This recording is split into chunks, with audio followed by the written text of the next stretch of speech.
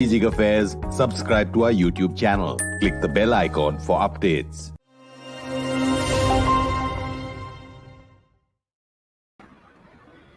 Hello and welcome to our weekly Books Corner on Strat News Global.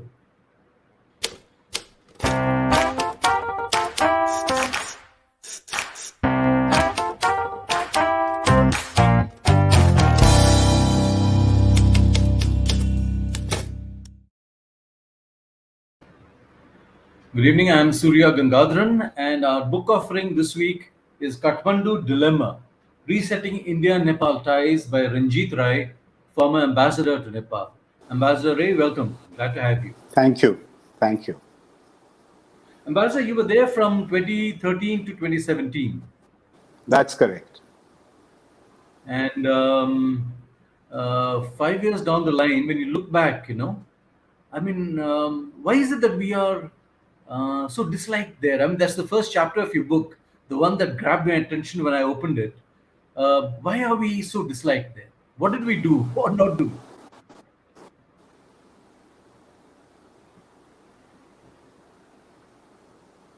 Ambassador, can you hear me?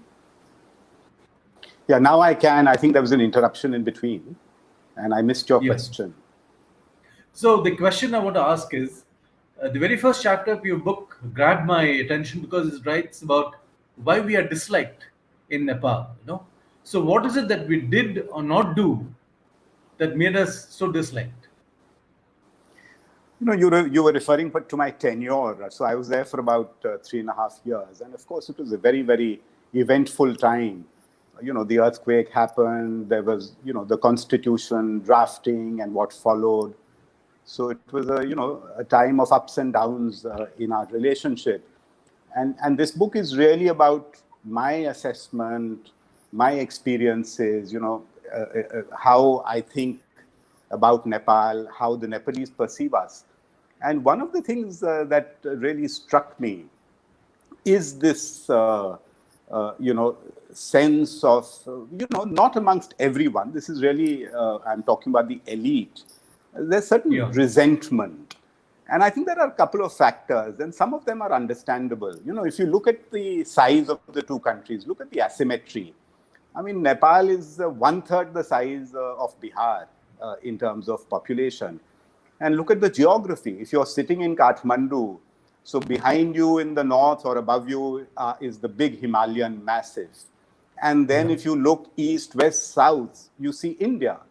So, they feel they have some kind of a claustrophobic embrace from India and utter dependency.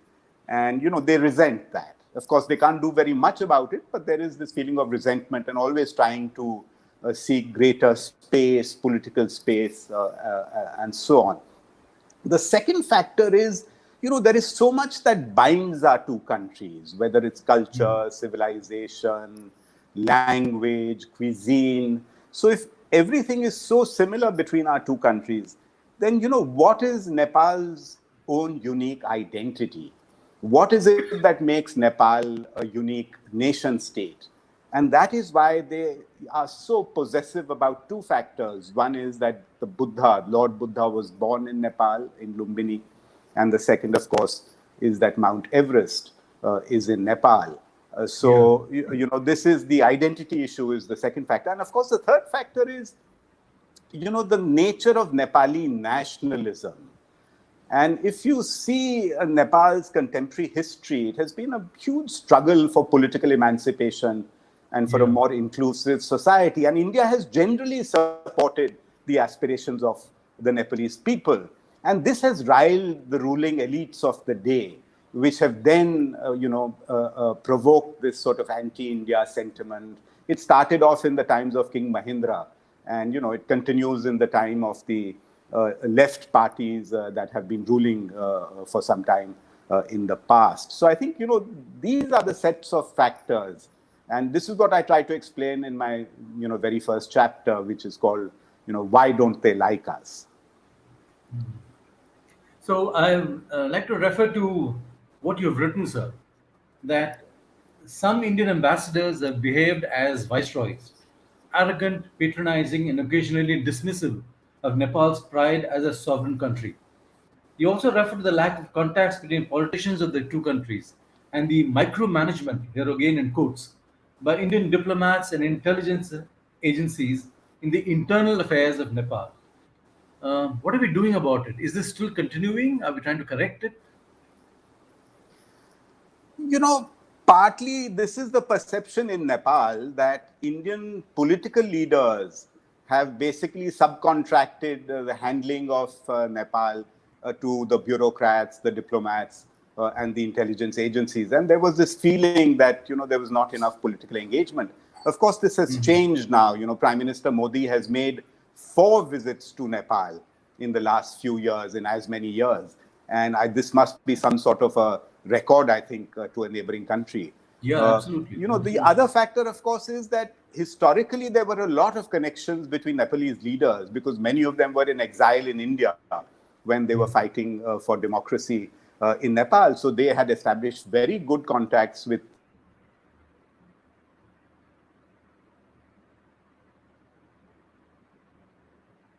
in more recent times, we find that there are very few exchanges between parliamentarians, between,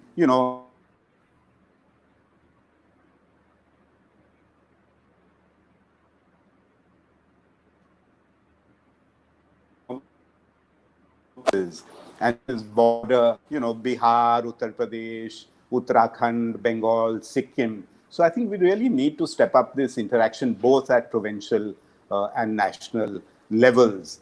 About ambassadors and officials, these are complaints that the Nepalese tend to make, and I think it's important. We must remember that they look at India as this huge country to the south, and so they have their own sensitivities, and I think we must respect those sensitivities, and especially in our behavior. And we should never really ever seem to be patronizing. And, this is the message that I constantly gave to all my colleagues in the embassy when I was there. Mm-hmm. So, when somebody is going to go to Nepal as ambassador, do they look at whether he's been there before? I'm just trying to understand what the qualifications are for sending somebody to a place as sensitive as Kathmandu.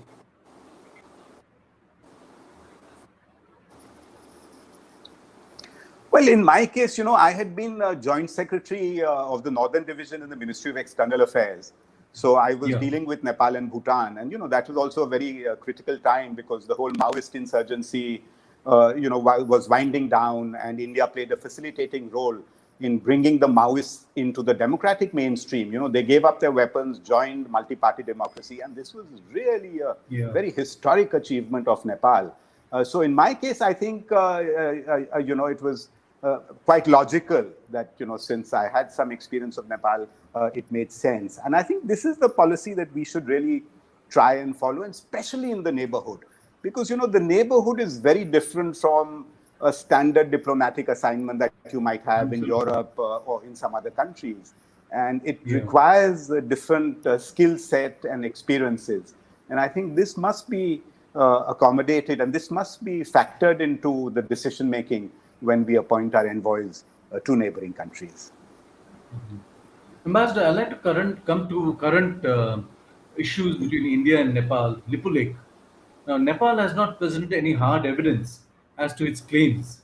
Why then did Prime Minister Oli do the little cartography thing? Was it basically driven by his own political survival? Some survival instincts kicked in?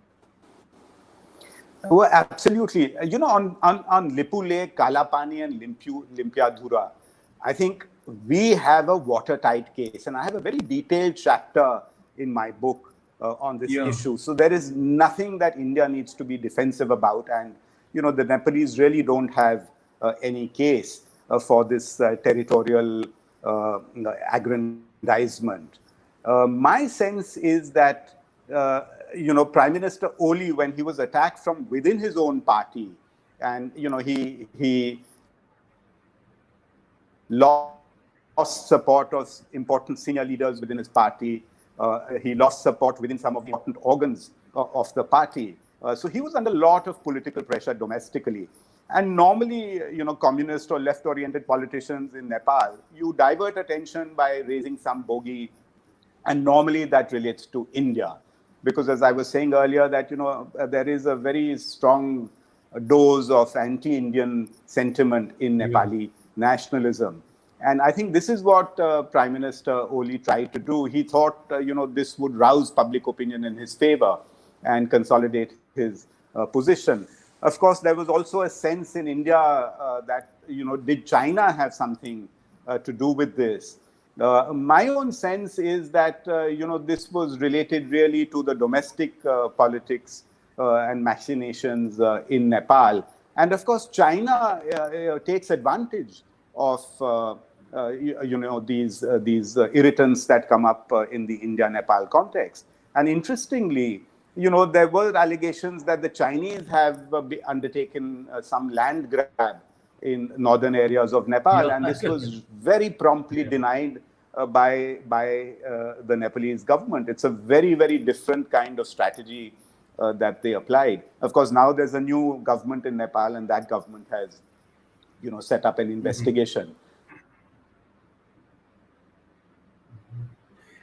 Is the Nepali Congress, in that sense, a better bet for India? Have they also distanced themselves from India? How do you read the Nepali Congress?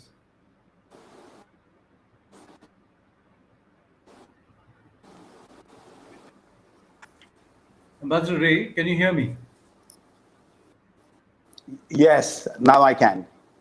Can the Nepali Congress, is it in that sense different from the communists? Do they have another view of India which is maybe more positive? How do you read them? Well, the Nepalese Congress was founded in India. The founding fathers of the Nepali Congress had participated in the Indian freedom struggle, in the Quit India movement. Yeah. BP Koirala was very close personal friend of Jayaprakash Narayan. Prime Minister Chandrasekhar had very deep contacts with people in the Nepali Congress. So the Nepali Congress is a democratic movement. And the Nepali Congress has traditionally had very close links with Indian political parties.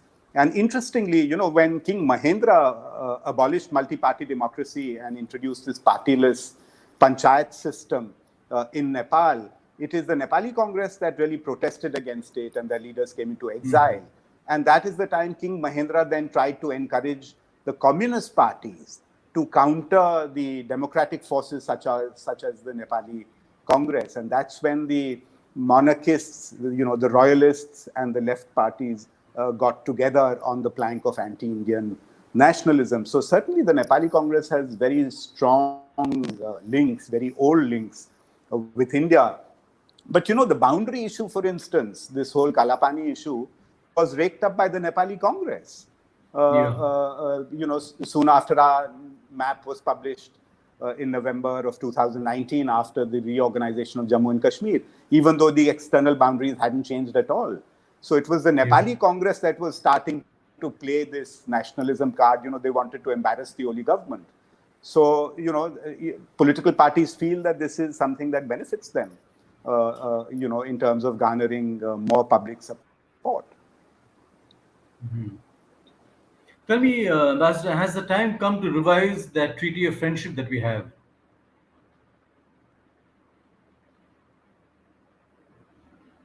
Can you hear me, Ambassador? Has the time come to revise the treaty of friendship that we have?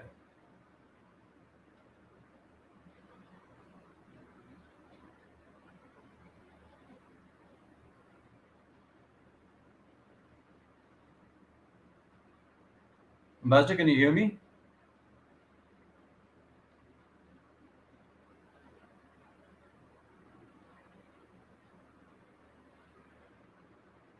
I think there's an issue with the internet connection.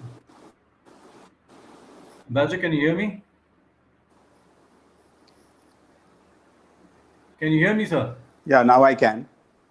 Okay. Has the time come to revise the treaty of friendship? I can hear you now. Has the time come to revise the treaty of friendship? The Nepalese, yes. So the Nepalese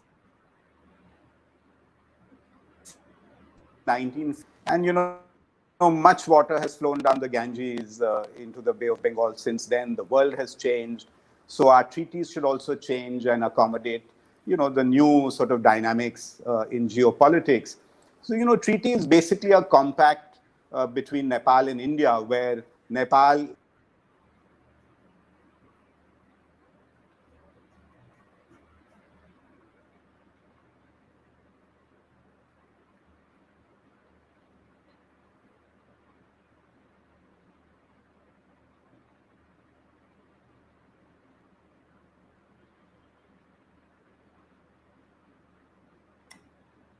I think we've lost the ambassador.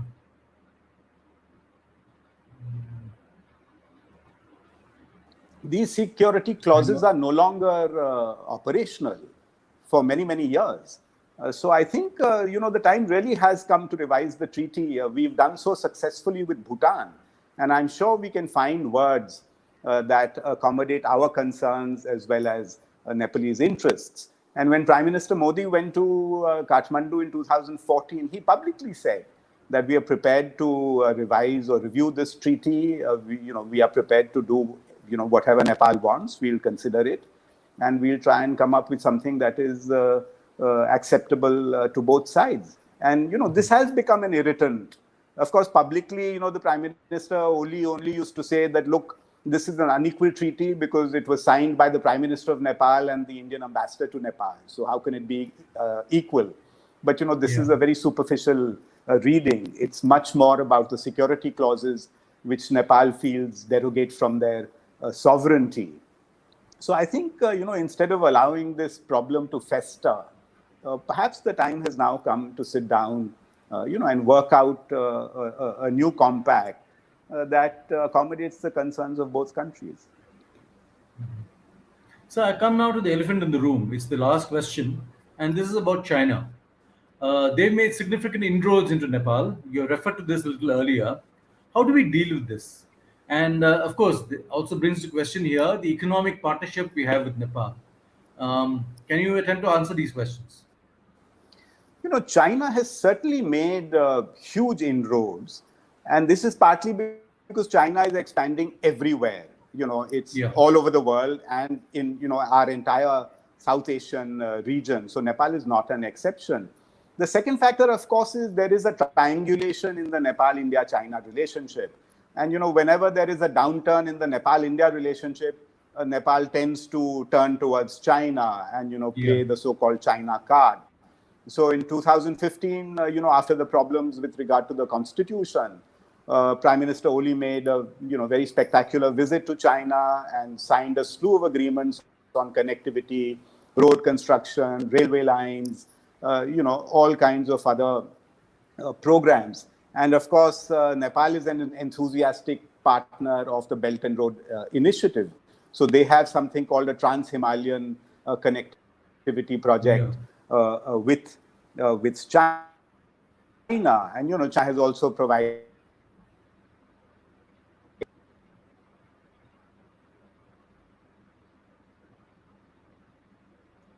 I think the internet has gone again.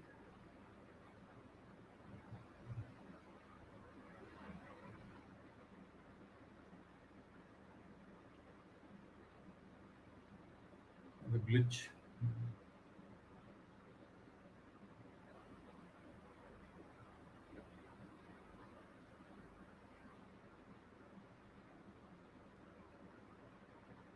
We should just be,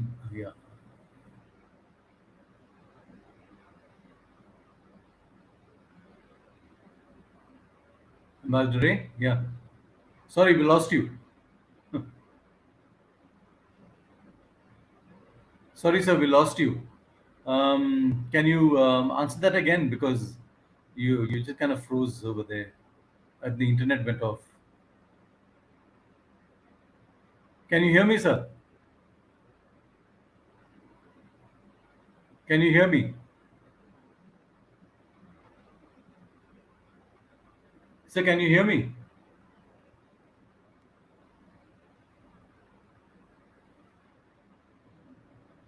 Sir, can you hear me? I asked you about the inroads China has made into Nepal. and the economic partnership with India and Nepal. How do you see that? Could you just answer that again, because we lost you when the internet went?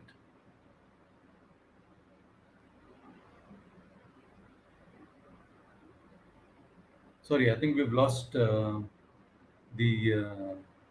sound link, and we are running out of time here. I'm afraid we have no option but to wind up, because the ambassador is not hearing us, and the internet link is rather weak. So sorry about that. Apologies. This is something beyond our control, and as you're aware, we do try and make sure that our internet connections are always proof, but it always doesn't work that way. So thank you very much. Look forward to continuing with the Books Corner again next week. Join us again next week for that. And do keep following us on our website, on social media, and Instagram. We look forward to your questions and your comments. Thank you very much. That's all we have on Books Corner.